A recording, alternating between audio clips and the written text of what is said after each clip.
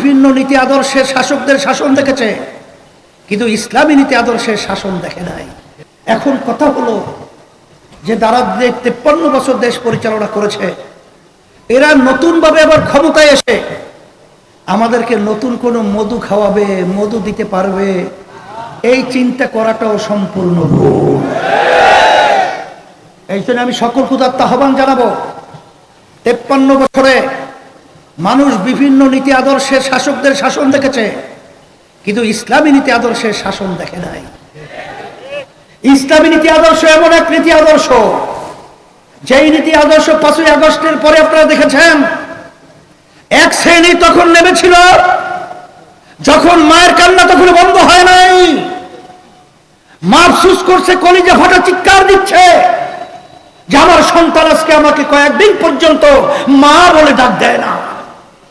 আর তখন ইসলামী আন্দোলন বাংলাদেশ সহ যারা এই নীতি আদর্শ লালন করেন, তারা তখন নেমেছিল দেশ রক্ষার জন্য এবং সংখ্যালঘুদের জানমাল ইজ্জত এবং তাদের উপাসনালয়ের সংরক্ষণের জন্য।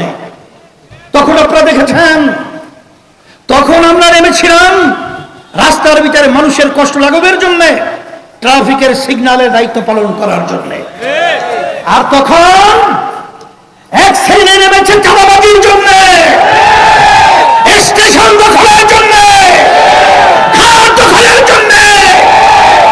ওরা নিজেরা বাঘ বঠরের সমস্যা তৈরি হওয়ার কারণে নিজেরা নিজেদেরকে মেরে ফেলেছে প্রায় 200-র মতো। কেন্দ্রীয় নেতারা পর্যন্ত ওদের কাছে নিরাপদ নয়, আজকে ব্যবসায়ীরা ওদের কাছে নিরাপদ নয়। আজকে আপনার সোহাগের মতো সন্তান, ওকে পাথর মেরে আজকে যেভাবে নির্মম ভাবে আমাদের বাংলাদেশের মধ্যে হত্যা করা হলো, এই ইতিহাস আমরা আর দ্বিতীয়বার রচনা করতে চাই না।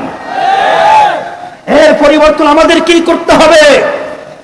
এই জন্য আমি পরিষ্কার বলছি, আমরা আওয়ামী লীগ, বিএনপি, জাতীয় পার্টির শত্রু নই, কিন্তু যারা নাকি আমাদের এই দেশকে নিয়ে ক্ষমতার লোভিয়া, যারা আমাদের বাংলাদেশকে 5 চোরের দিক থেকে ফাঁস বানিয়েছে, এই চাঁদাবাজদেরকে, এই খুনিদেরকে, টাকা পাচারকারীদেরকে বাংলার বাস্তবে সংসদে দেখতে চাই না।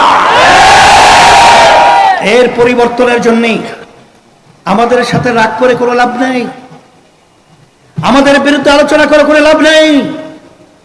আমি সেদিনকারও বলেছিলাম, আমাদের বিভিন্ন রাজনৈতিক দলদের নেতৃত্বের সাথে যারা নেতৃত্ব দিচ্ছে যে ইসলামী আন্দোলনকে নিয়ে আপনারা অত চিন্তা করে লাভ নাই। 1987 সালে প্রতিষ্ঠিত হওয়ার পরে অদ্যাবধি পর্যন্ত একটা এমপিও কিন্তু আমাদের সংসদে যায় নাই, কারণ এই দুর্নীতিবাজ, চাঁদাবাজ, খুনিদের সহযোগী ইসলামী আন্দোলন কখনোই ওরা আমাদেরকে পারিয়ে সিঁড়ি হিসাবে ক্ষমতায় যাবে এই সুযোগ আমরা দেই নাই। এই জন্য আমাদেরকে কুমিরকে পানি দেখাইয়া সর্দি ভয় দেখাইয়া লাভ নাই, কিন্তু আমাদের দেশকে পরিবর্তন করতে হবে। এবং আমি এখানে আসার পরে আমি বিভিন্ন ভাইদের সাথে আলোচনা করেছি আমার বদরুজ্জামানের ব্যাপারে। তারা যে সুন্দর পজিটিভ ধারণা দিয়েছে, আমার মন বলছে